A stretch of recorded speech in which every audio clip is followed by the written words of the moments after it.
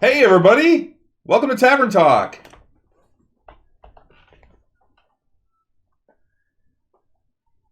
Why is it not? Hold on, it's not picking you guys up for some reason because this whole thing got all fucked up, and I don't know how. Hold on, it is. Let's see. Let's try. Is it that one? Go ahead and somebody say something. Nope, that's not. I can already see that it's not. How about that? Nope, that's still not. Speakers? Nope.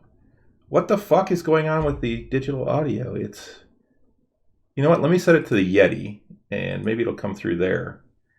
All right, go ahead and talk now. Talk now. All right, there we go. I had to set it to the. I had to set it to my mic to get it to work. Was that you? That was me. All right. All right, so now everyone can hear us. Can hear you guys. Yay! Woo! So, welcome. Thanks for coming out, guys. We're gonna do some Yes, D&D of talk. We are actually currently at. Oh, I gotta change the thing on this. I'm not doing top tipper and all that stuff anymore. But we are actually currently at 6 subscribers and Woo! 58 followers now. Hey, that's that's cool. All right. Our shows are still doing Slowly really. but surely, we are building. Yeah, the Hey, Tavern Rose, Knights shows are still our highest watched shows. Oh, cool. Oh, sweet. Richie People is love in D&D. the chat right now. Oh, hey. Rich. Hey, Rich. What's up, Rich? If you're on the chat, Octavian. you can be on the show. Yeah. Rich, of course, is Octavian in our group. Yep. So let's see. I'm just checking our YouTube stats right now. So we've already got. I just put up the last episode of Tavern Knights on Friday, and it's got 21 views already. So, No, well, that's not a lot of views compared to a lot of people on YouTube, but for us, that's not bad. I mean, the one before that had 71. growing. So it's growing. It's Yeah. growing. Oh, that's Yeah. right. He's still out. He's still out a computer. Hey, Ed. oh hey, yeah, what's up, Ed? Hey, what's up, brother? All right, so We miss ya. We do miss you. You. I think our views on Twitch are usually pretty good as well. yes, they are. Yes. We actually get up into the hundreds. the hundreds on a couple of them. At least 100. Yeah. I think that a lot of times that with all the different types of D&D podcasts, that a lot of times it goes to like another similar podcast, and because I noticed that like after, like if I were to like watch ours, it automatically loads up something similar. It may be Critical Role, it may be like another variant of another D&D podcast of some sort. So I think that it just another way that we may be introduced kind of randomly to other people that might be interested in what we have. Oh, cool, nice, Ed. And that's good. Yeah, That's good. yeah. Ed's painting and trying to unwind. Well, he is a teacher, so. Seriously, It's the gotta stuff be he's been difficult. painting has been absolutely gorgeous, too. Oh Absolutely. yeah, absolutely. Got to be difficult to unwind some days from. Yeah. Granted, I mean he does teach college level as opposed to high school, but still, that could be worse. I don't know. I don't teach. I can't imagine I any don't of know. it. Ed would have to be the one to tell us. Just as dumb. I got to tell you guys, we got to have to set up some kind of. Chris, we got to set up some kind of place on either on the Facebook page or something where everybody can put their pictures of the painting they've been doing lately, because That's the what our stuff you Instagram guys- is. That's what the Instagram. Oh, it's on the for. Instagram. Okay, yeah. Occasionally, yeah. I haven't put but- this. I can be better about that. It's all Yeah, right. you should put them on the Instagram page more because they're just spectacular. Yeah. I mean, Yeah, I everybody. will. Ed is just killing it. with Well, his Ed painting. uploads all of his stuff to his Instagram. Yeah. Yeah, but there's nothing saying we can't do that as well. Yeah. Yes. And then Also, like, you can the stuff- follow Renee Likes to Paint. There you Just go. saying. I I got really bad about uploading to the Instagrams. Oh man, I'm terrible about it. But yeah, I mean, totally, just some really fantastic stuff. Renee, the stuff you've been posting lately too, Chris. Mm-hmm. Everybody's just, I mean, it makes me want to get into it, but I just can't. I can't afford another goddamn hobby. Our kind of endeavor right now. I mean, I'm having a tough time finding time to do my own like drawings, let alone, let alone doing mini painting. Shit, I still haven't downloaded or purchased or downloaded my Maricaris miniature, so I got to do that. Yeah, you got to get that over to me so I can print them out and print them out. And then Renee and I can paint them if you want, so you don't have to. Oh no, yeah, you're definitely gonna have to paint them. So I will upload Halt once Alexandra sees him, because I posted Halt on Discord, knowing that Alexandra is not actually on Discord, because I want to surprise her with Halt, which I did not expect to paint him in a single night. Normally it takes me 1 or 2 days. And I mean, Chris and I essentially just did a marathon painting session the other night, where we just painted for about 5 hours straight. Yeah, we put on Marvel movies and just sat down and painted. Yeah, we're midway through phase 2. Yeah, we're actually almost at the end of phase 2 because we're at Age of Ultron. Yeah. Nice. Yeah, Age of Ultron's the next one. Yep. Nice. And I painted Halt in a single go. It's Drinking Nerds, Rich. Now. That's our Instagram. Or are you talking about Ed's? Ours is Drinking Nerds. I don't know. I can't remember what. And Ed's is his essentially his Twitch handle without the _ soul. Yeah, the Nuriochi. Nuriochi soul. No, it's just Nuriochi. Yeah, for his Instagram. Nuriochi. Oh, okay. Yeah, I follow him. I can't remember. So. All right, so just as guys, for those of you guys watching tonight, just as a reminder, tomorrow Chris and I are going to be doing something a little different. We're going to be on a Friends podcast a little bit later tomorrow night. Renee, you've got to get up early, so you won't be able to. And Pete's out too. And Pete's out too. So it's just going to be this Chris and I, and it is we're going to be in the Lich's Lair, and I think that's what it's called. I thought it was the Liching Hour. The Liching Hour. So it's a buddy of mine that I just kind of met a lot around the way, and he runs a really cool, channel, gaming channel about gaming and about all kinds of different kinds of gaming. A lot of D&D type of stuff, but and what we're going to be doing is almost pretty much a scaled down battle royale. So should be kind of interesting, and that's starting tomorrow night at 10 o'clock. On his Twitch channel, which let me find it. Yeah, I'm planning on hosting it, and actually, I was going to ask you, Russ. I guess we can talk about it here because I meant to ask you before we even got on here. But what do you think about doing our show like at 7:30? I was thinking that too. We could probably just do our show early, then go into because we have to kind of sign in with him at 9 to get characters together and everything. But it's the Liching Hour. Yep. All together, one word, no caps. Word, the Liching Hour, and I figured we'd probably share it or host it or whatever the fuck it's called on our channel, and that sounds good, Chris. We could probably just do it an hour earlier or whatever, half an hour earlier, and just kind of do a quick show because there's still a lot to talk about. There is. I mean, oh man, the Book of Boba Fett and the first 3 episodes of Critical Role. That's our whole show right there. Well, I figured we'd talk about that a bit tonight before we get into our show stuff. I mean, let's. Yeah. So anyway, guys, join us tomorrow night for a very special episode of Nerds with Alcohol.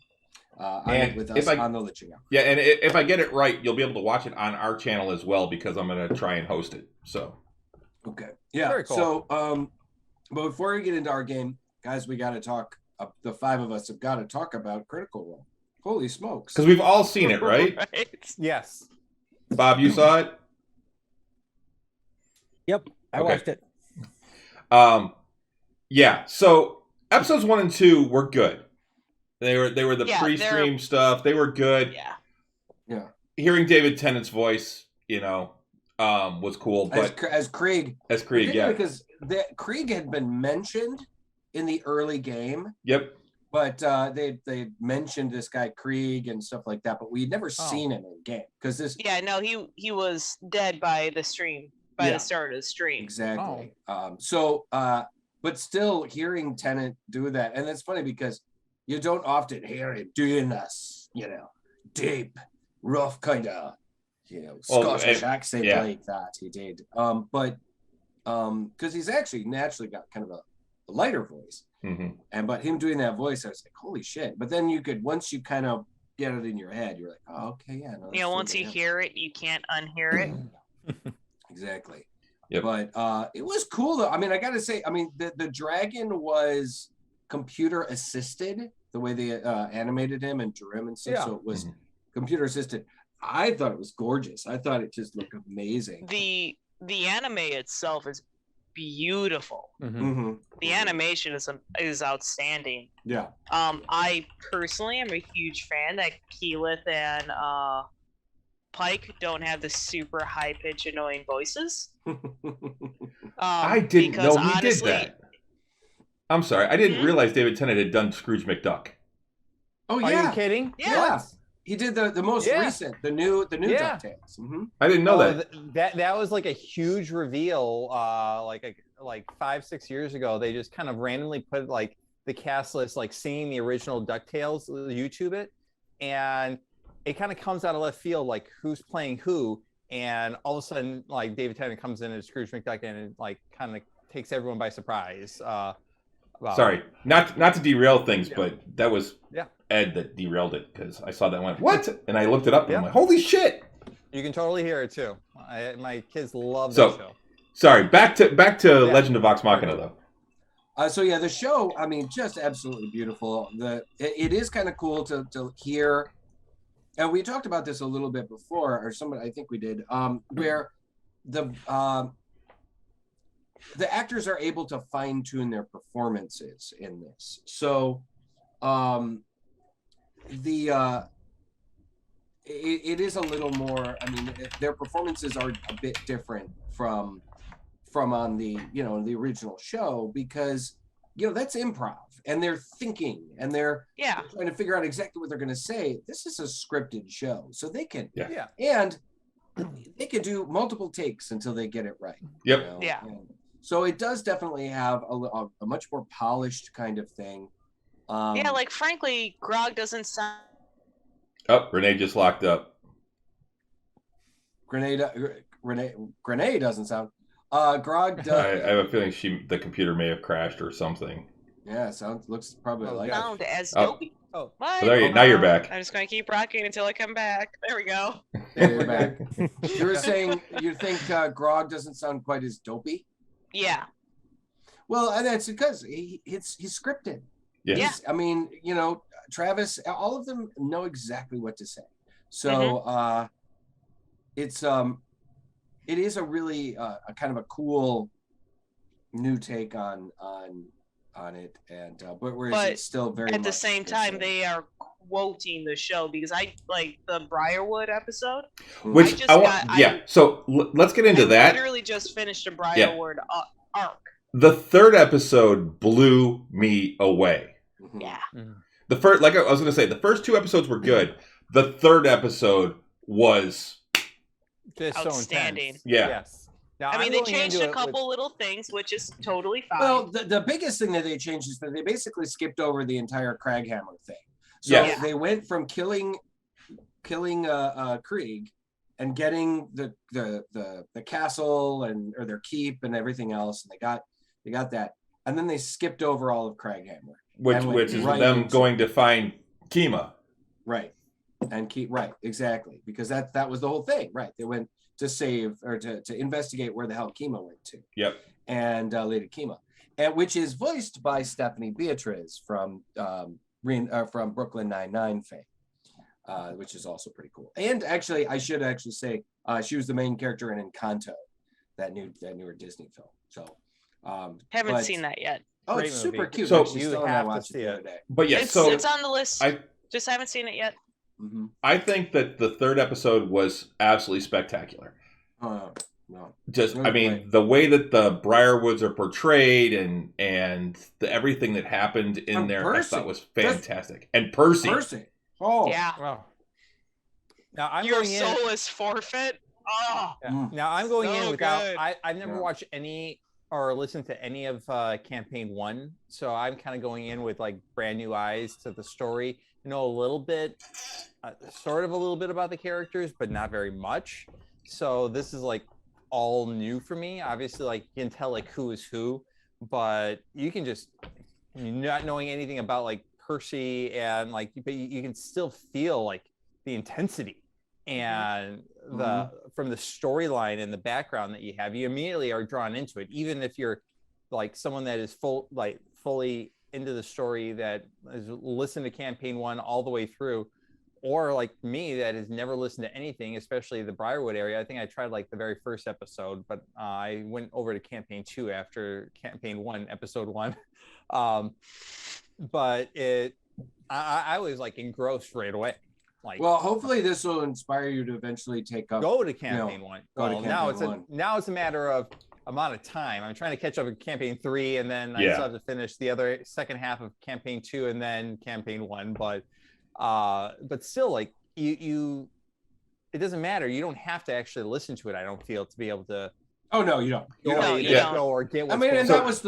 that was the point of the show, is that they wanted to be able to make something that people could jump in without having seen. And it's very well done about that, I think. Yeah, so hundreds and hundreds of hours. So Ed's bringing up a couple of things that I was going to bring up. So my favorite scene of any of them, though, was in episode 2 when they go to Gilmore's shop. Oh my god! And Tusk Love shows up on the shelf. Oh my god, that was so fucking funny. And Pike just looking at it. Yeah, and it's clearly, like Pete said, it's clearly Ford and Jester on the cover. Well, the funny thing is, just made it better. It's not really Ford and Jester.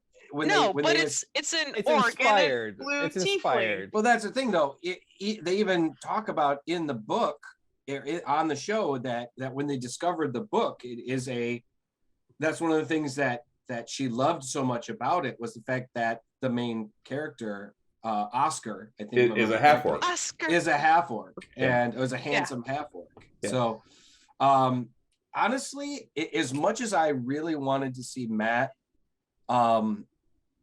or hear Matt do Gilmore in this show, I think the guy that did it did a great job. I agree. Yeah. I like the design. I like how they kind of, he's a little thicker around the midsection. Well, that's how he's always been described. Sure. That he's but in all the fan art, he was never portrayed that way. Right. No, he's always skinny. Svelte a little more. But yeah, he lives a comfortable lifestyle. He's not out there adventuring. He's in his shop selling goods and enchanting and making shit and whatever. Yeah. He doesn't have to have, be all super in shape and stuff. So but I thought that it came off, the way he flirted with Vax, and how it came off really well. God, it was so great. I mean, and the only thing that Craven Edge growing as it absorbs blood. Yeah. Well, and it just of sucking in the blood. That's another thing that Ed brought in. I thought that the portrayal of Craven Edge was really cool. Yeah, because I think in the actual game and in the I think it might actually change shape in the game too. I think as he did more damage and it got more powerful, Craven Edge actually changed it. Maybe not quite as dramatic as it did in the cartoon, but I think it does actually get bigger, or I can't remember for sure. It shifts. It changes. Because Craven Edge it's a sentient sword. Yeah, it's a sentient sword, and it becomes a story point later on. I mean, it's not it lasts beyond the I don't want to spoil too much, but it sticks around beyond the Briarwood story arc. Mm-hmm. So okay. Yeah, and so Craven Edge is actually kind of an important thing, and a very powerful weapon. Yeah. So it was just really, really cool. I mean, honestly, I think going into Glorious Gilmore's was a really great point. When Percy puts on the mask of his and goes full warlock.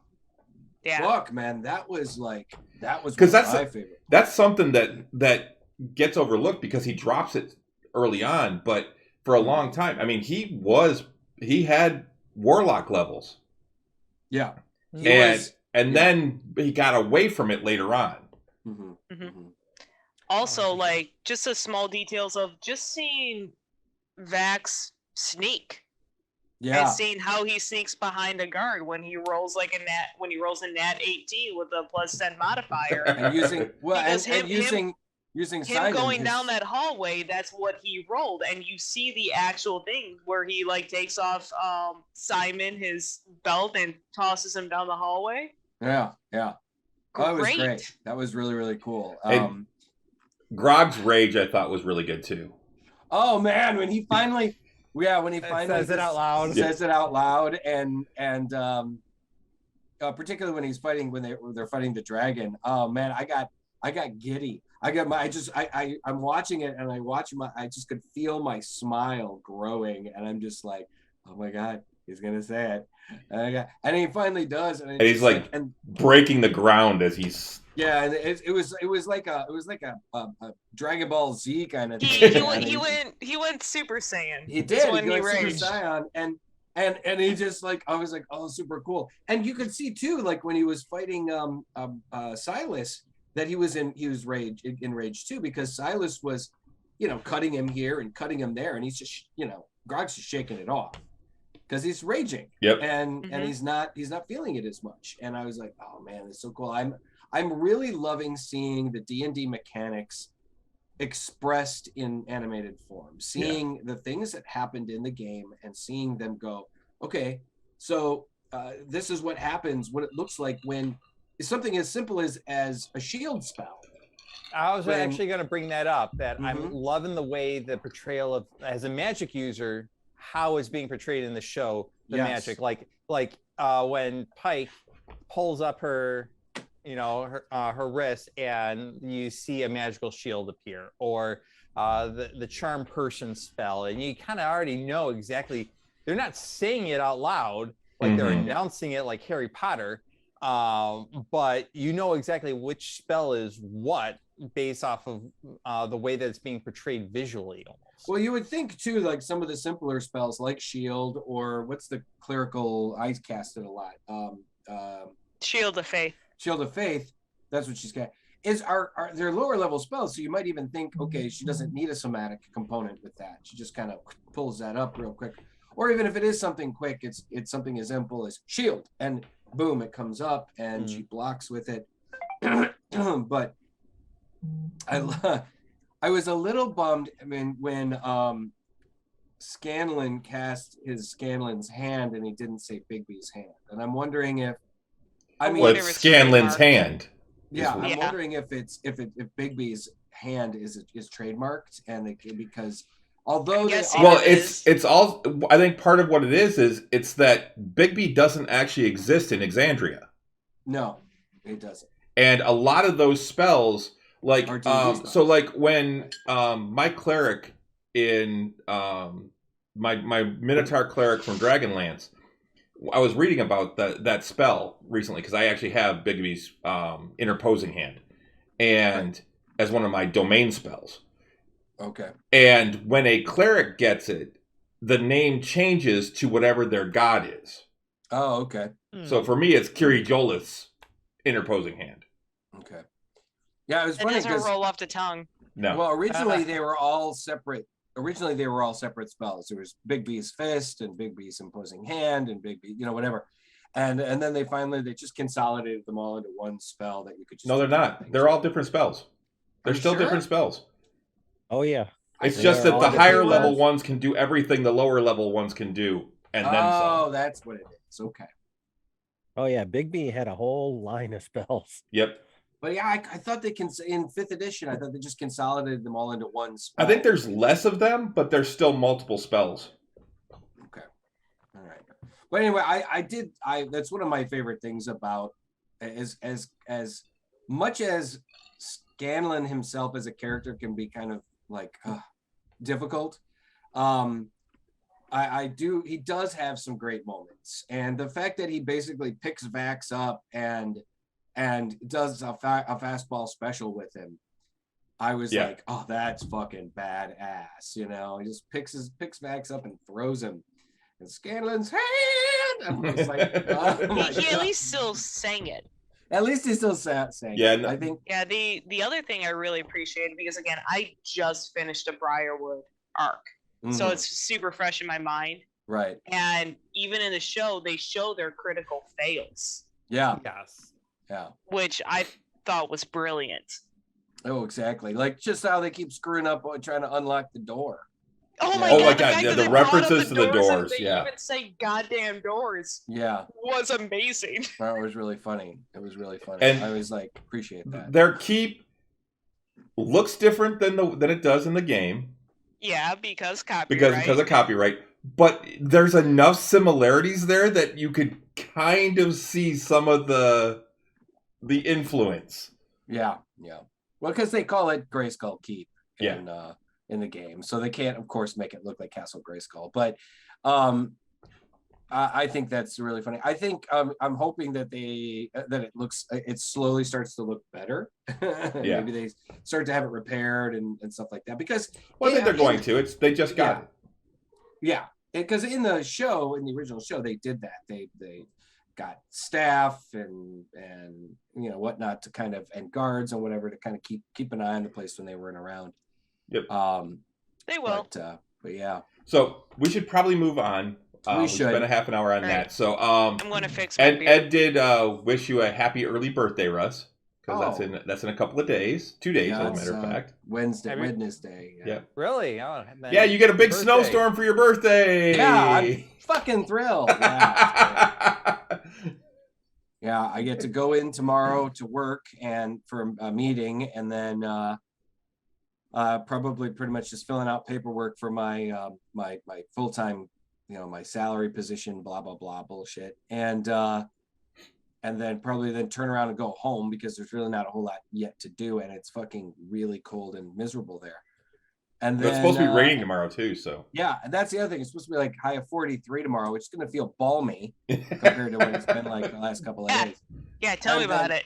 And then I'm outside at 5:30 in the morning when it's 4 degrees outside. It's No, fucking thank you. cold. No thanks. And then of course Wednesday and Thursday we're supposed to get pummeled with potentially rough, Snowmageddon. something like 2022. between 4 to 8 inches of snow potentially. So, well, they're saying between Wednesday and Thursday it will be 7 to 11 inches. well, thanks. I heard 10 to 14. That's if it tracks a little bit farther north. From what I saw on the news today, Super they're saying excited eight, driving probably 7 to 8 is the low end, and then 11 to 14 could be the high end, depending on how it shifts. The farther south you go, the more they're going to get. Like, the border along Ohio is supposed to get like 16 inches. I'm already struggling with seasonal depression disorder or affectiveness disorder. Please stop. Please fucking stop. You should probably take some vitamin D, my friend. Wow. So Ed just get a said some sun lamp. predictions Gotta get are a saying sun that lamp. it could be bigger than the blizzard of 78. No, I have to drive in this. I have to drive around all of southeast Michigan So- and Detroit roads.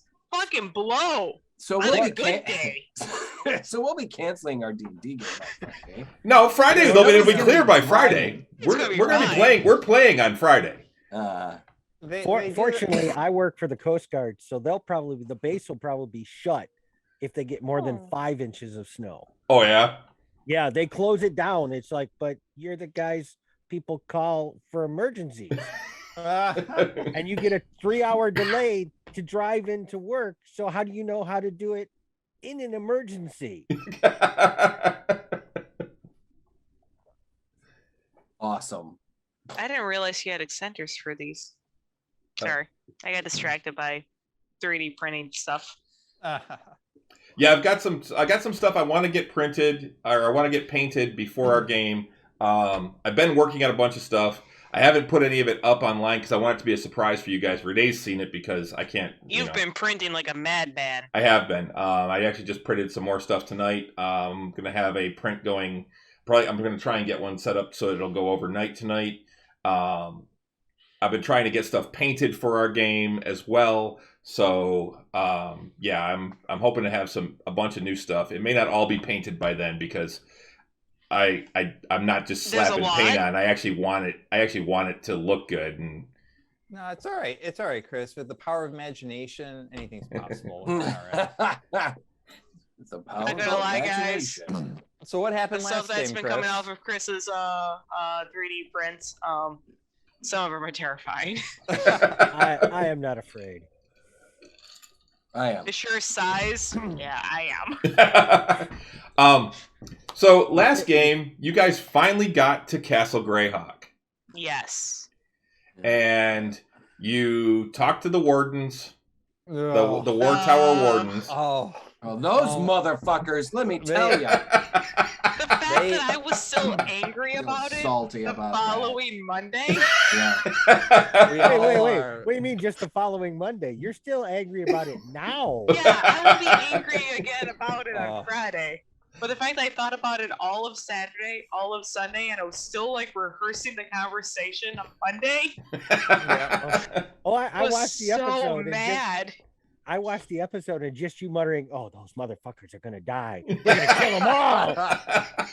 I so wish That that is I a had Renee like, thing, not a Klimbrum thing. But Well, still, I don't know. but I so wish yeah, that I no. had suggestion or charm person prepared. I had none of that prepared. So For that we interaction. want why it to would die you? quick. We were supposed to go into an abandoned castle. I was prepared for that, not for that BS. that we You had to go guys through. never talked these to anyone fuckers set up about shop, that you're that like, actually "Oh, knew you think it anything was about the 45%?" castle. Yep, you're right. Right. Absolutely. They get 25% for fucking nothing. Absolutely not. So No, Rich just said, "I've done nothing but think of ways to kill them all." It's not just them. It's the city of Greyhawk getting its cut. Are they? I They're part of bet the you they militia. are. I bet you they are. Like, if it's one thing, like, this is like a government organization for the city of Greyhawk, I would be fine with it. But the way it's presented to us thus far, these are just fuckers who set up shop, who see an opportunity to score big for doing nothing. Well, Chris did Well- say that they did have a type of uniform. So They work that- for a militia, which means they're separate from the government. I say we get out of here. Depends on how the back to Greyhawk militia town. is set up. We go back to town, we go back to Greyhawk, and we look into it. And if they're fucking lying, we go back. They're not getting Go 25%. They're not. We're I'm not not going all the way handing it back to over. Greyhawk and heading back to the castle. Absolutely not. No, we're No, in I here. will. We're gonna We figure out a will way out. blow a hole in the side of the wall and go around them. Absolutely not. My guess is this castle self repairs slowly. Yes. It's this one, Ed. The ruins of Greyhawk. Yeah. Yeah, with Vladimir Putin on, or Wait, Lenin on the what? front. Vladimir Lenin on the top. On the Vladimir cover. Lenin. Wait, Chris, can you show it again? Looks just like Lenin. Yeah. Seriously, look at that guy. It's Looks like Mordenkainen. So my That's the condolences. famous wizard Mordenkainen. Yeah. Yeah, Ed, we are. Chris is using the old the more revamped book. Yeah, it's not the from- campy one. It's Yeah, it's the not the campy one, but it's the resource from 3.5. yeah. And, We're not going to have a he's Muppets using level? it. No, you're not No. going to have a Muppets level. Because I'm let's sorry, face it, that would what? be absolutely terrifying to I'm sorry. Renee. What? I- Muppets level. I have stats for Muppet characters. Oh No, yeah, no, I've seen them. no, I don't do No. You're a puppets. No. bloody puppet. They're not Nope. puppets. They're Muppets. Yeah. There's a difference. Same. No And difference. they're equally as creepy. Nope, don't do puppets. Pelor will be having vengeance on these asshats. Yeah. So That really. That so- really. Now, Chris, was that like your own doing, or is that part of like the module that? the War Tower Wardens, Yeah. they're actually in the book. They're actually Oh, they they actually are there. Yeah. Okay. So, I wasn't here- sure if that's actually part of it, or is that something that like you created that like just like really pissed off the entire group. No, I can't take credit for them. They're actually in the book. Because you definitely take credit with the way that you portrayed the town master. This guy. Yeah. Fuck that guy, man. Carbon. I was mad. I was about damn ready. If I think if Merrick Harris had been a barbarian or even a fighter, we would have been in a fight. Probably a fight that would have killed us. As a paladin, he's not going to throw down just like that and give into his kind of just anger. Twice so now easily. we've had scenarios, and I can't remember if like this guy pre-stream. Yes. Carbon. Okay. Yeah. So Klimbram wasn't in that room, so she never met him, and it's a good thing. She would have murdered him. She would have sent him flying through a window. And for the bulk of this thing with the Ward Tower Wardens, she walked into the tower and then walked out and followed Halt. Because frankly, she wanted to know what Halt was doing, because she also still doesn't trust Halt. So she was just kind of keeping an eye to make sure he doesn't do anything stupid. Which was one of the whole reasons why she followed Halt out. Mm-hmm. And so we had our own personal thing with just the front guard. Yes. That was sitting outside. We didn't, but had like Klimbram been actually in the same room with Merrick Harris, we probably would have thrown down, because she has anger issues. It's one of the things she's working on. I don't know. And, yeah. That would have been highly discouraged, because they were. Oh yeah, no. Based off their looks, they were very talented. And more so than frankly, us. I'm married to the DM, and after the game, he's like, "It would have been really unwise to throw down." And I'm like, Klimbram don't know that. Well, we were He's young and stupid. We were very outnumbered, for one. Yes. There was about double the amount of the amount of people there, and let's face it, they're just probably in that at least room. all 11, 15. just in that room, and then on top of it too, the fact that Chris said that from my Perception. my perception, One of your I could perceptions tell or that insight. my passive perception, I could tell that this guy was no chiseler. I mean, the guy was the main guy I was talking to was a spellcaster and these are retired soldiers. an adventurer, or like at least an opponent of strength and power. So Yeah. we probably would have had our asses handed to us. Yeah, probably, but it still doesn't make it any less annoying. Why Yes. did my camera get so bright? Go back. So It's- before we we leave go. the tower for the first time, Grimble's going to ask for like a letter of introduction for whoever's watching your keep and a key, because when you all die, he's going to go have a new keep.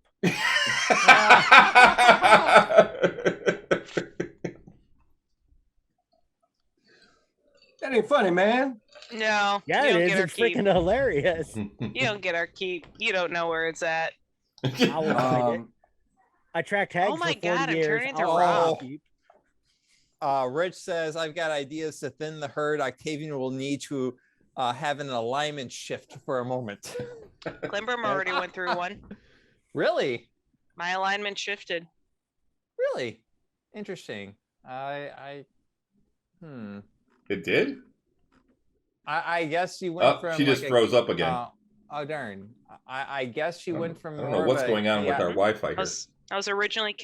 chaotic Am I back? good. Are you You guys are more of back. a true neutral now? No, I'm neutral good. I You're just more went up one. chaotic?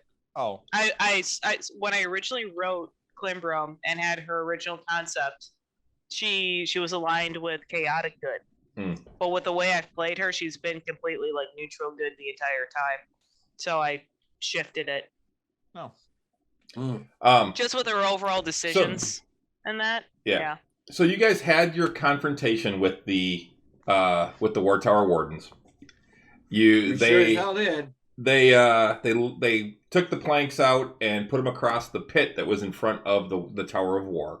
Because you had followed the tracks to the Tower of War. You also found out from them that there's no other way into the actual dungeons right now. And we did know that prior to going there. Yeah. But you followed the tracks that you were following to the tower. They let you in. You struggled with the door. That's right. But I one of the things I know. realized was I did that a little wrong, and I'm gonna shift things because difficulty class in 3.5 is very different than it is in 5. And so I was still using the difficulty class that it was set in 5, and it should have been more. I should have lowered it by about 5 for everything. Oh wow. Oh wow. Because it was a DC of 25 to open those doors, and they're hard to open, but they're not that hard to open. Yeah. When I remembered that Just fine. in for characters of that same level in 3.5, it's actually not that tough to get a 25 because you've got like plus 12 to everything by the time you guys are like 8th, 9th level. Mhm. And there are no stat caps of 20. Right. You This can is you also can true. stack a whole bunch of items and have a strength of 45 Yep. if they're all of different various sources. Yep. And they only add pluses rather than giving you a specific strength. Right. So that's gonna change later. And yeah, Octavian, you should have actually been able to open the door with your first pull at a 21. I should have lowered it to a 20. Which I have to say though, Chris, like when we were struggling with it, and then the guy, like the watchman, was like noticing our struggle. You say like, for 50 gold, we can help you with that. No, it's 10 gold. It was Or 10 whatever. Okay, Yeah, 10 gold. whatever. Whatever. For 10 whatever. gold, we can help with that. No, what didn't matter if it was 1 gold. I'm That pretty just sure fueled the everyone. fire. I'm pretty sure every single one of us wanted to give you the finger at that moment. Yeah. Renee is right now. We all were like, no, we got it. We I can like get the that. goddamn door. We can get it. I like that after our little battle, Clember, I'm just like, we're just gonna close these now. And he was just like, all right, good luck. Yeah, and they took that that was the a wrong good way, battle too. though. Yeah. Oh my gosh. Then the subsequent battle, yes, after that. Yeah, so then you get in there, and then all of a sudden, there's a huge war wagon at the other end that's pulled by skeletal horses that starts lumbering towards you, and then 2 riders on skeletal horses also start attacking, and that battle took a lot longer than I expected. I mean, Well, that's because you kept on bringing up more. Only did that only happened once. Battled. There's like 3 more that you brought in. Yeah, but it only happened once. We had 7 enemies plus the war horses. One of them had 3 war horses, and the other had No, 2. There were a total of 4 Was it horses. 2? Yeah. Okay. Yeah. So even still, that's 10 enemies total. Yeah. 11 enemies total. It was a lot. It was. Yeah. I mean, It takes time. we didn't get decimated, or we didn't get like our asses seriously kicked. No. But it was But it still took one of time. those. It still took time, and it was still. It took time and it still took hard. resources. Yeah, it took resources. It took Octavian like probably with his 300 moment was epic. Yeah, that was really cool. Yeah, that was fucking That was sweet. really cool. So we used some pretty good spell slots, and Mhm. like Grimble used quite a bit of arrows. I believe like 15 bolts. That's why I Yeah. was happy to get half of them back. Mhm. I should have bought more.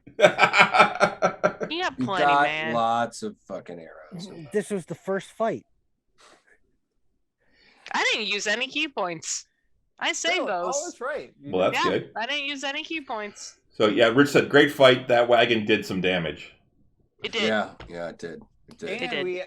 and it was the wagon itself as well, which Mhm. you know was Yep. magically protected and Honestly, can like run us down, and we had to like I get feel out of the like way. my Warhammer wagon that you used in placement of it was actually a really good representation.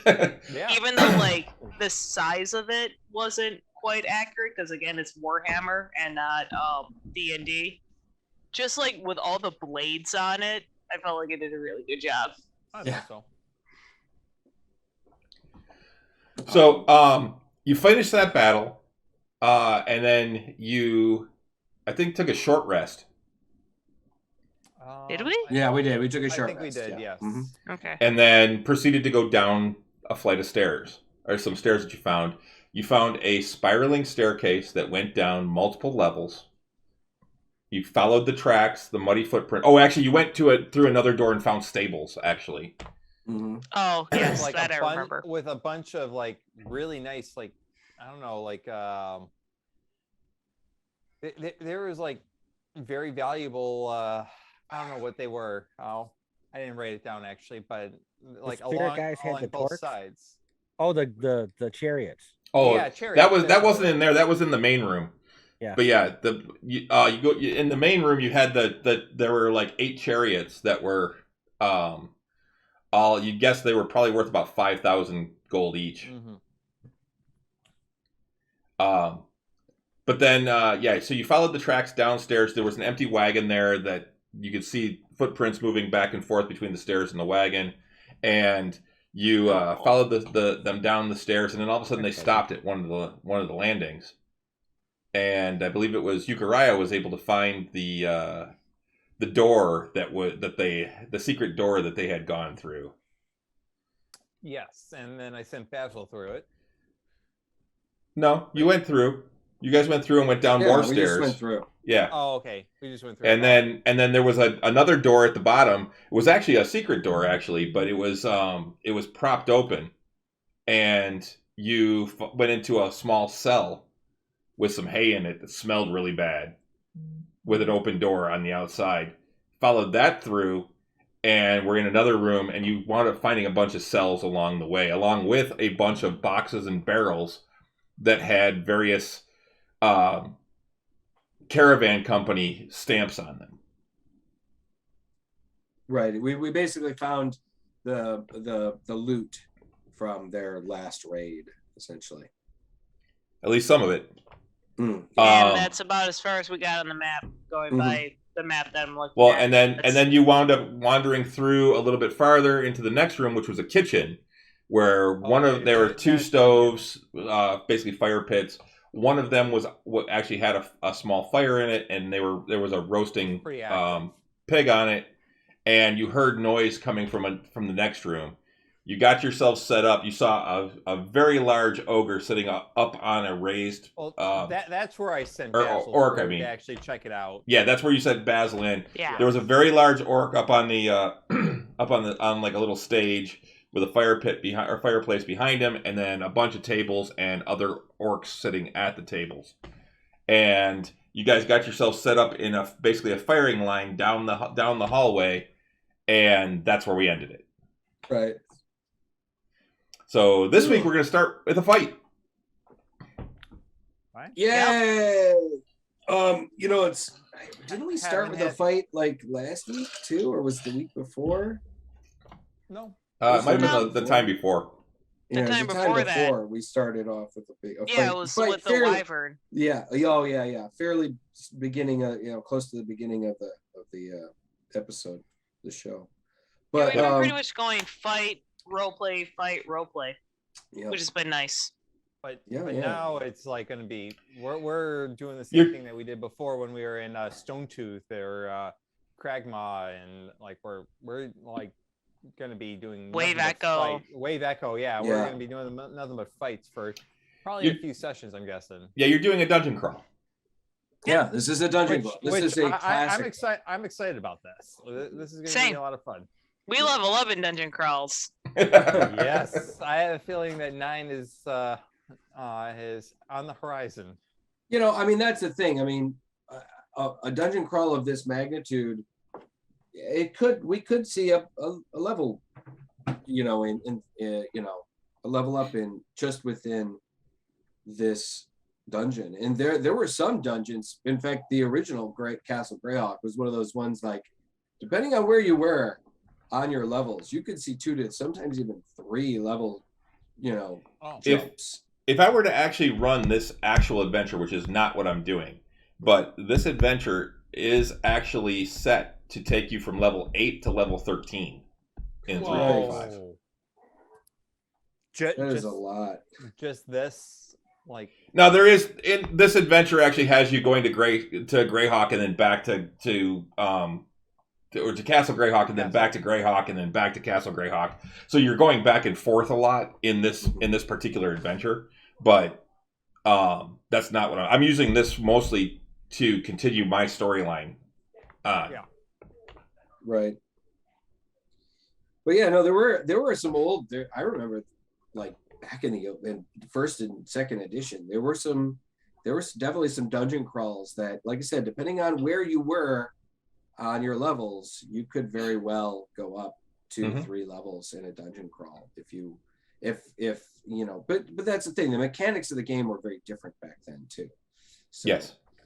Well, and I'm using more of a milestone thing rather than an actual XP.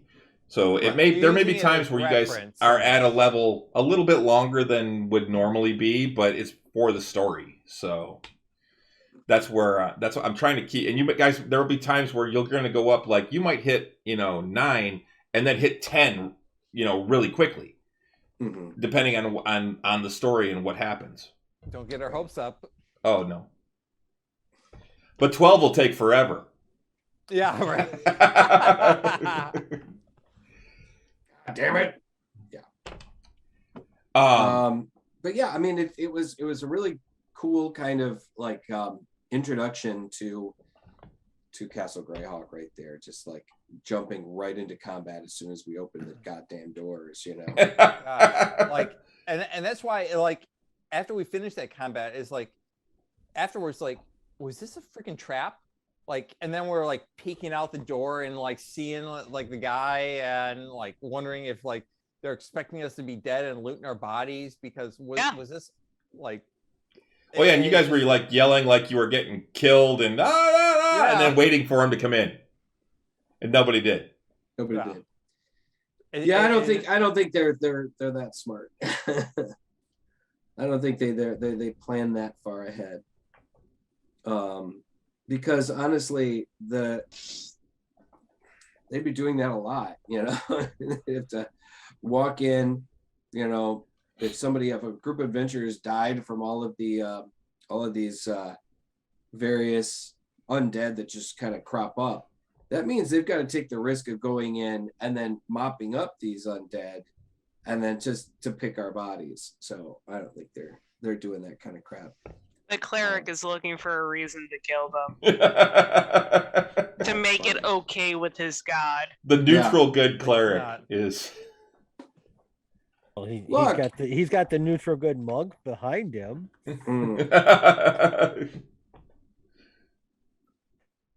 What's funny is like monks, like in of themselves, don't like they really don't care about possessions or money, frankly. But Klimbrum's a dwarf. Yeah. She likes money. I mean, for me, I think for Merrick Harris, it's more like he doesn't like people getting screwed over. Yeah. He doesn't like himself getting screwed over either.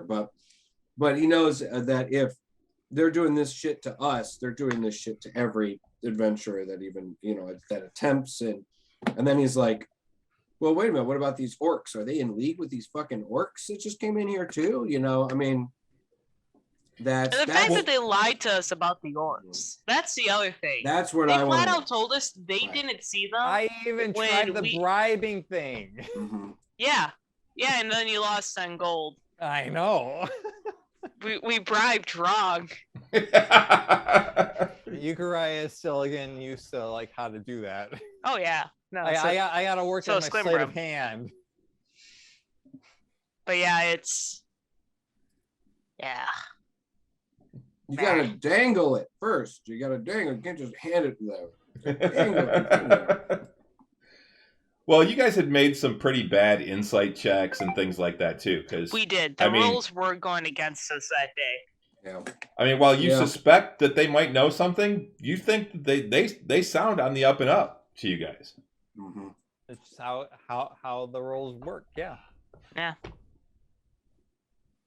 So the we'll see we're not in our favor. Yeah. So we'll see how things go this week.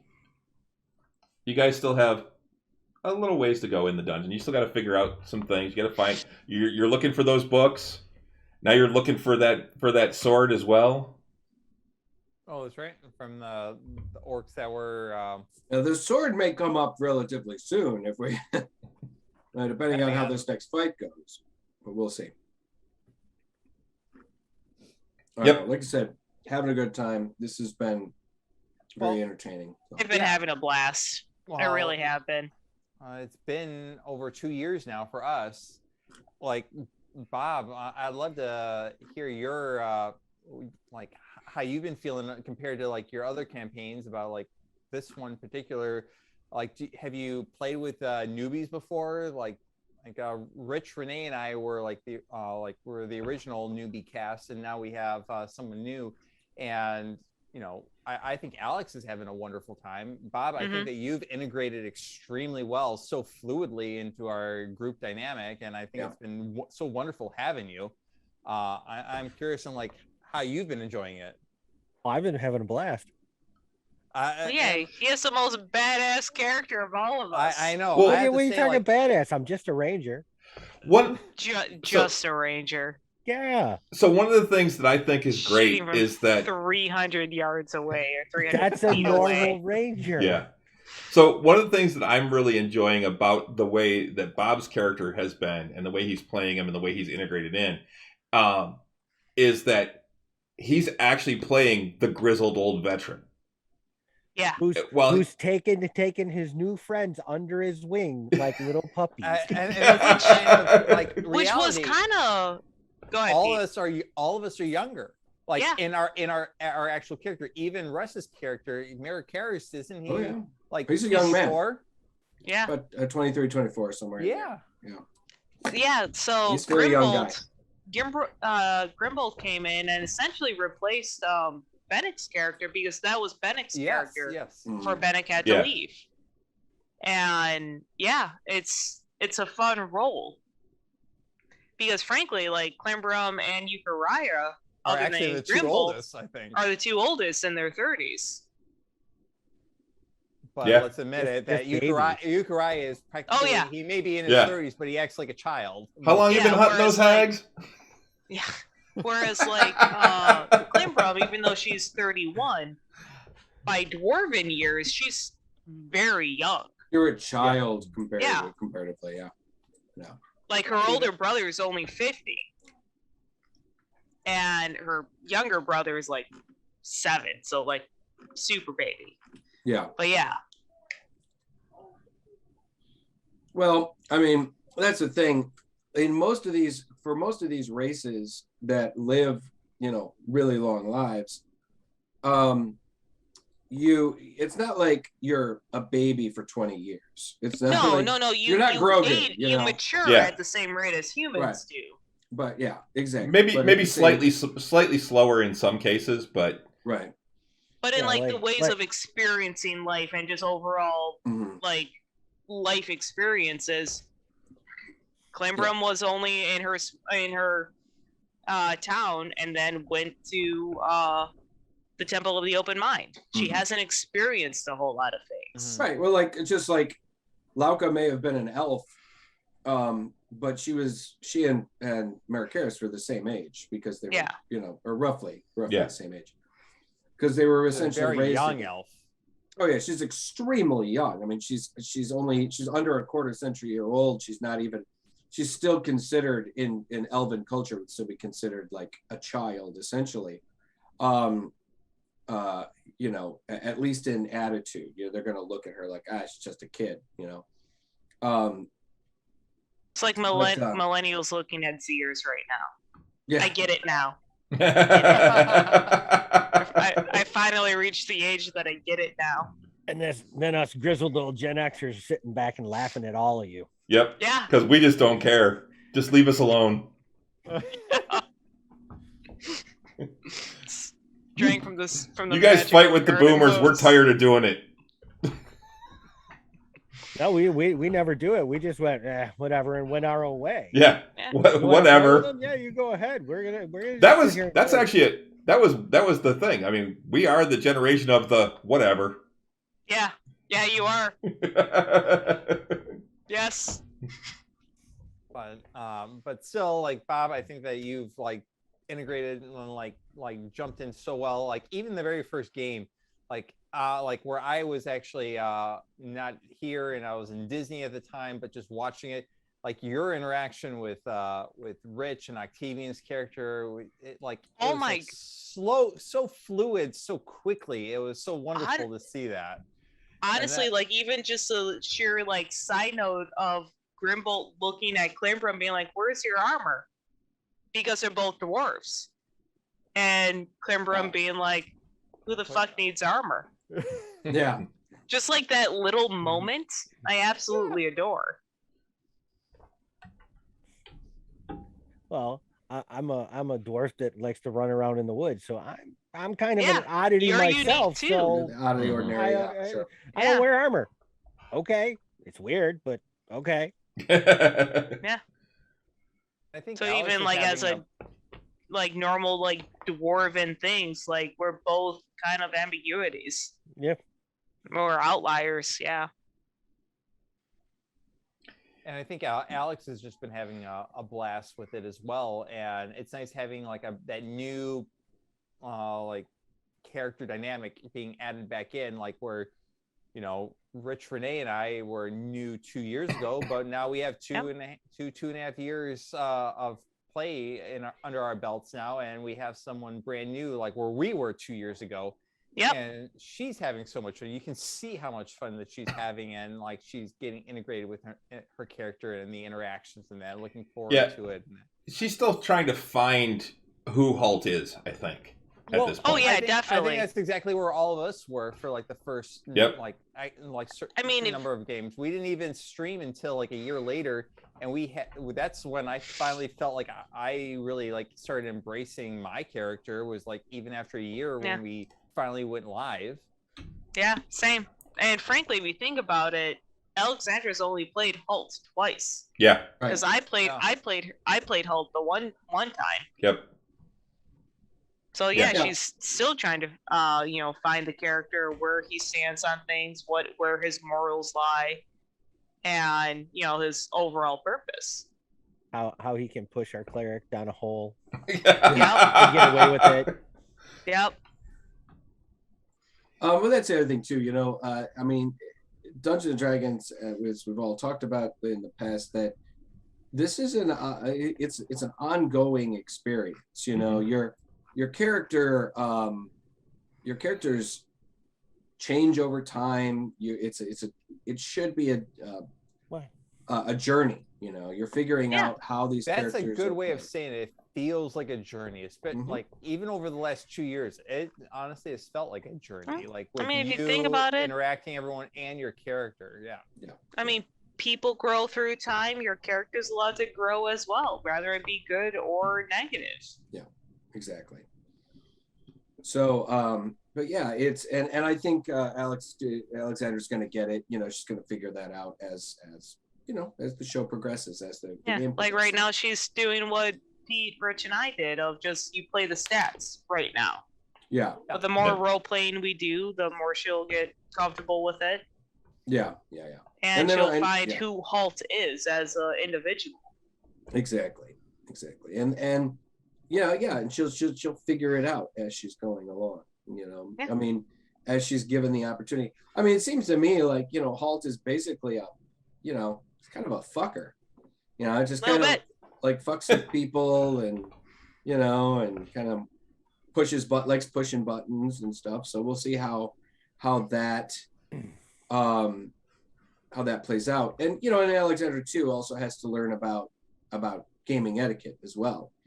You gotta make sure that you don't hold up the story by doing the things that you think you want to do, or by you got to temper your role playing with being able to move the story forward. I think that's one of the things that sometimes Sam Riegel forgets. That sometimes I don't think he ever knew. Or just didn't care. Well, even like in our campaign, like role playing buying tea for 7 minutes was unnecessary. No, we bought tea. We bought enough tea for 2 months. We're good. We're good on the tea. Well, Like, I love you, Laka, but we fucking bought tea. Let's move on. It's not so much, things like that. It's more like, just the basic fuckery sometimes that people do that, that is still in character. I mean, I guess that's a good example, but I'm just like, like sometimes people will do something. You'll be role playing a situation and you'll extend it out into a situation where, okay, now we're going to end up getting into a fight because somebody didn't think about how their actions were going to be perceived by the other characters in the party, like or even NPCs. Or right, exactly. Like you don't want to like honestly, like if I had suddenly punched the leader of that guy of that that group of guards or whatever they were, the wardens. If I had suddenly like lost it and punched that guy in the face, I would have gotten us all in a fight. Yeah, that could potentially have killed us all. I'm not going to do that, even though I really wanted to, because one, it would have been a little out of character, and two, it would have fucked everything up. And I don't think Alexandra's like that dangerous of a player, but I think and that's a more of an extreme example, but it is one of those things where new players have to figure that out, have to figure out where I think the biggest okay, I'm sorry, go ahead. Well, just how not to fuck the rest of the party. Yeah, I think the biggest thing that I had to like realize was I am not the main character.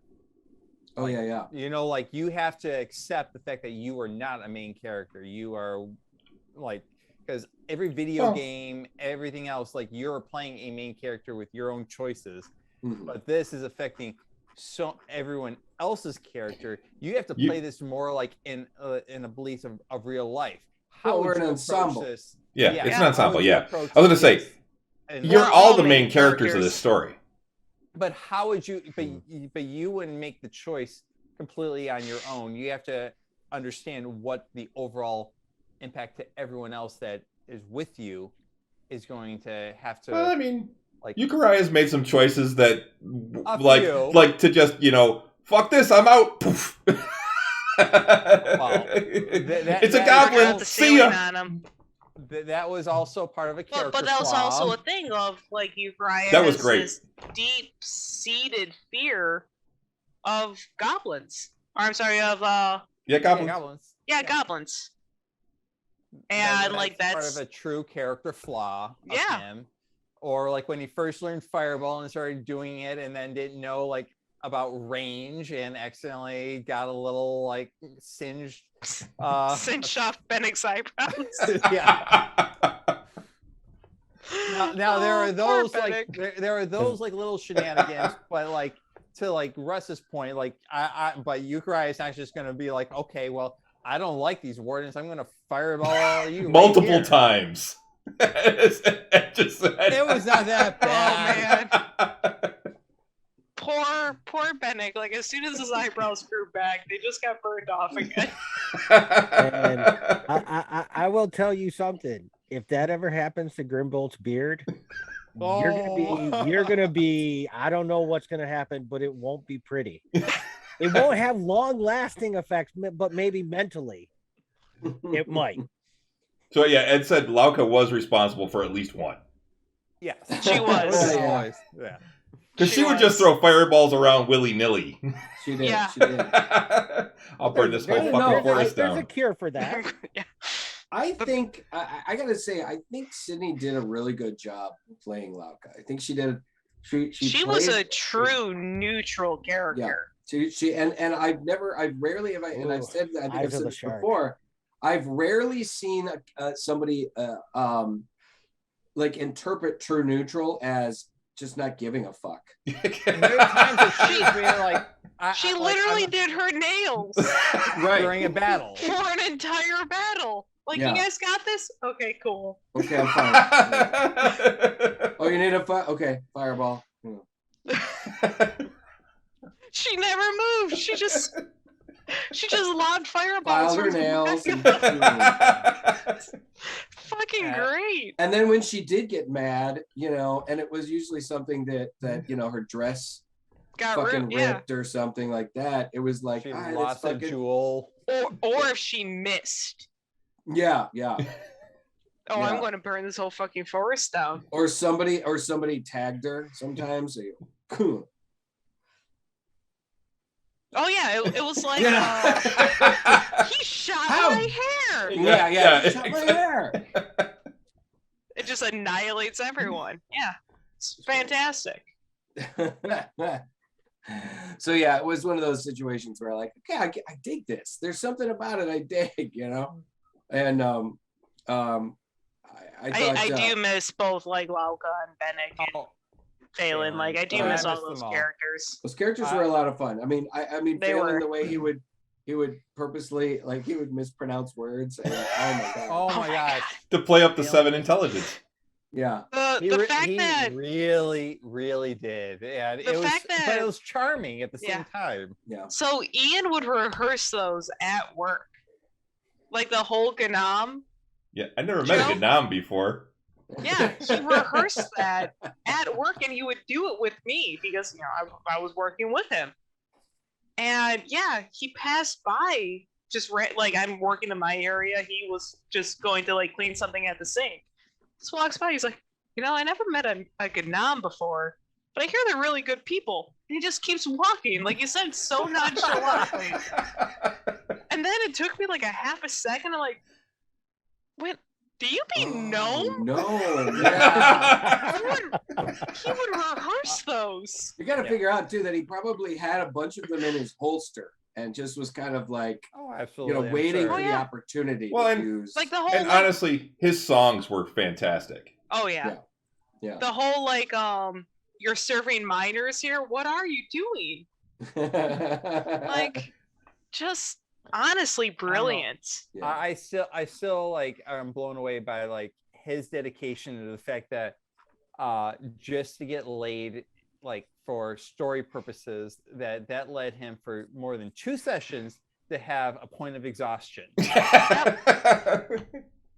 Like he was that dedicated for it, and then it honestly affected our combat because he had that point of exhaustion, which led to the detrimental effects of it. And he stayed true to it, and like now to Ian's credit, like he also has played that character multiple times. He's played that character in at least 3 or 2 other D&D sessions, as well as a what's the other one? It's not Dragonlance. What is it? His live action stuff that he does. Well, he does it for his LARPing, but what is it? It's not, if it's not D&D, it's the other one. Pathfinder. Yes, he also plays that character in Pathfinder. So like even some of his stories that Phelan would talk about were things that actually happened in other campaigns. Like his whole like how he was telling us about how him and another group took out a black dragon. Like that happened at level 1 in another campaign that he played with that character. So he would just build upon that character's lore through all the different D&D or Pathfinder or LARPing things that he did. Which like I also thought was really cool, or something like that. Yeah, just different stages in Phelan's life. Like we had roughly 50-year-old Phelan, so a slightly older Phelan in our campaign. Whereas like when he took out him and this other group at level 1 took out a young black dragon, it was like 25-year-old Phelan. So at least that's how he described it to me. Oh, that's right. He was a half elf too. That's right. Yes. So, like in each campaign, he had different like phases or areas of Phelan's life that he was just overall building his character's lore. Right. His fucking half elf line. Oh my god! Oh my god! So good. That oh my god! Do you have half wine? And just every town you guys went to, every pub, every tavern you guys go into. He was asking if they had that's on par. That's on par with my local juice. Like, Oh, yeah. question. Yeah, and when you pulled out the whole juice thing, But which I I know know you it. did on the spot, I did, and I didn't know it was gonna like continue on as It's- a running joke 2 years it's later. been great. I love it. Yeah. It was pretty goddamn funny. Honestly, like Klimbrum stealing books, I thought of that on the spot too. That's great. Yeah, which Yeah. is like so good for your background. Like I think that your background is more like a scholar, like researcher. She I is, believe. yeah, and she believes all knowledge should be public. And that's where you got us to that book that led us on to the quest for Sarah's ghost. And to close that out. We got a soul to rest. Yeah, it was a good thing. Sometimes the best stuff comes in any improvisational kind of situation, any kind of D&D game. Sometimes the best stuff comes just Organically. organically, why- and yeah. But That's why we small still little- don't have a name. We I was just gonna- haven't had. Yeah. We just haven't had it yet. I was going to say that you guys still don't have a name for your group. We're not the White Snake Consortium. No, God damn it. honestly, like White Snake Ensemble. honestly, I think Merrick Harris said it in the last campaign of "We're the heroes of Vandalin." Well, But, that's I mean, what you it's a- are. Yeah, it's a Right. tiny. Frankly, compared to like the other towns in Greyhawk, it's a tiny little throwaway town that no one's ever heard of. It's a fly speck that's not even on half the maps. Yeah. Yep. I think that's a good kind of holding, placeholder at least until we do something more, spectacular. Yeah. So, but Chris, we've been at this a little over an hour now. Yeah, I'd say Yeah, I have to get to bed soon. about that time. Yeah, so this week, Friday night, we play again. You guys continue your wait. exploration of Castle Greyhawk.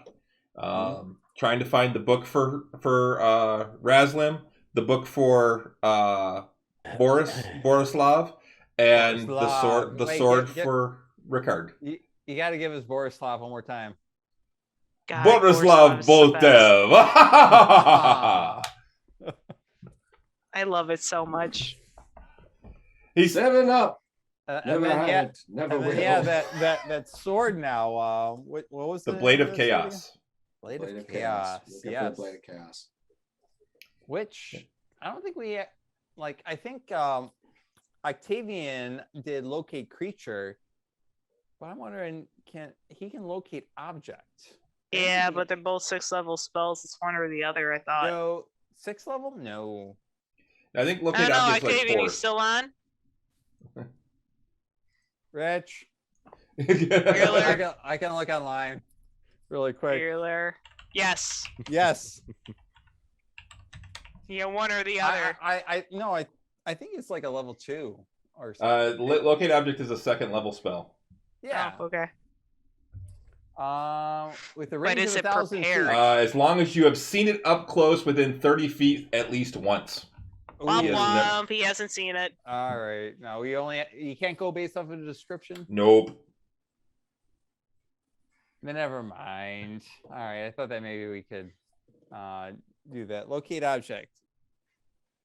But I can't locate longswords? Oh, I can locate longswords. I can't locate the specific if I sword. have- Oh, okay. Still just You're right, ping he like has to see Merrick it. Harris's blade. Yeah, I was just wondering. but I can locate all long swords. If you can locate all longswords, then maybe it'll be easy to. We get lucky. Yeah, so 7:30 Friday. We might switch your seat, Russ, and put you down at the other end of the table and move Octavian over towards my end. Just because you blow out the mic a lot. Oh, you know what? Right here. And Rich is quiet. And Rich is quiet. I need a plug for my tablet sometimes. We'll run an extension Alright, cord. I'll bring an extension cord. Oh yeah, no. You'll be fine. Yeah. So Chris, I just got a text message from from Kevin. we were mistaken. The show doesn't start at 10; it starts at 9. So he needs us to muster at 8. Oh, he needs us to. So it's going to be an earlier night. Than so that thankfully. but it does. But I just looked at the last one went for like 3.5 hours. Right. What I'm saying is I mean, it's not going to start at 10. So it's at least it still would probably go too late for Renee and Pete to join us, but at the very least, so especially with snow coming in. Yeah. If we at the very least, if we are going to do our show tomorrow, we'll need to do it much earlier. Yeah, I don't know if you want to do it that early or what. I probably not. Might as well just host it. We'll just think best just to host his show, and and then when next week we can comment on it, and we'll arrange for him to be on our show at some point as well. You guys usually give a little bit of time for like new shows, because I'm guessing you're going to be talking a lot about Critical Role and the new show, which just came out a week ago. You guys usually like to give at least 2 weeks for people to see it before you throw any kind of spoilers. Not shows usually. Movies we do, shows. But TV shows we only give it we might give it a week, maybe. Right. Oh, okay. Yeah. Because people should be watching those. If you're going to watch them, you're going to watch them. Mm-hmm. Movies that are actually at the theater, you have to go and you have to make time to go see them and stuff like that. It's fair enough. Yeah, exactly. So. But give it a little time. But yeah, so thanks a lot for coming out, guys. Can't wait for Friday. I can't wait for Friday. I'm hoping the roads will be clear by then and everyone can make it over safely. The driveway and everything will be shoveled. Be going to bed because I work on Saturday. I do know that. Yeah, so as soon as we're done, Renee's off to bed. So yep. So yeah, depending on how it goes, I mean, I may still. Like I said, I usually try and cut it between 11:30 and 12 at the latest, where I find a good stopping point. This last week, I thought it was a great stopping point just before you're about to get into a fight. So, it was perfect. Yeah, perfect point. And I'm really hoping to have some stuff done for this week that I think it's gonna look fantastic once we do it. So. I'm excited, but I don't like the sound of that at the same time. Oh yeah. Like I said, one of them, I realized today how big it was, and I went, I don't like it. That's what she said. Yeah. Great. Be gentle. Thanks a lot, Ed. God. Thanks for coming out. Thanks to everybody that hung out with us. The chat was very active. Love to see that. Yeah, absolutely. But yeah, Russ and I will be on tomorrow. I'll post some stuff on Facebook and Twitter about what's going on. But yeah, 9:00. I do plan on hosting it on our Twitch channel. So if you don't want to try looking for the Litching Hour, you can just jump on our Twitch channel and watch it as well. If everything works the way it should. Yeah, Rich, see you Friday. Can't wait. But yeah, so with that, I'm still doing the Skyrim thing, although I may not be doing it tomorrow because I got some stuff I had to do in the morning. We'll see how that works out. Maybe I'll do it a little bit later in the day. Still loving it. Just finished off another dungeon. Actually had to figure out where a fucking lever was, and I just never looked behind the throne. Yeah, that can be a motherfucker. I'm like, I know I can get in here. I even went back and stuff. But yeah, so but yeah, still having a good time. Yeah, just enjoying it. I'm gonna keep playing it. May not play it always online, but I also want to get back into playing Mech Warrior because I kind of miss that too. I told you you'd love it. Nobody listened to me. Yeah, you gotta actually be in one of my matches when I do good. Yeah. I want to check out that Jaeger that you got now because I need to get back into like both Cyberpunk and MechWarrior. Yeah, I haven't played any video games at all since I blew out my shoulder. Yeah, I gotta finish. It's been a while now. You'd think that blowing out your shoulder would make you want to play video games because you can't move. You couldn't move an arm. I couldn't. You can't. I couldn't. It's all thumbs and fingers. Oh no. No, not never been for me. Yeah. Not computer. No, not at all. All right. Okay, fine. A computer for sure. Yeah, but all right. Yeah, if she was playing on like the PlayStation or something, yeah. But Yeah. All right, I go fair in enough. phases. I also So- had to deal with like the overall fatigue from the anesthesia for a while. Okay. Take it. But yeah, so again, thanks a lot for joining us, guys. If you're watching this later, please follow, subscribe if you can. If you're watching it on YouTube, the same thing. Please subscribe. Yeah, so I think on that, I think that's gonna about do it. So until next time, sláinte everybody. Have a good one. All right. Sancha. Bye.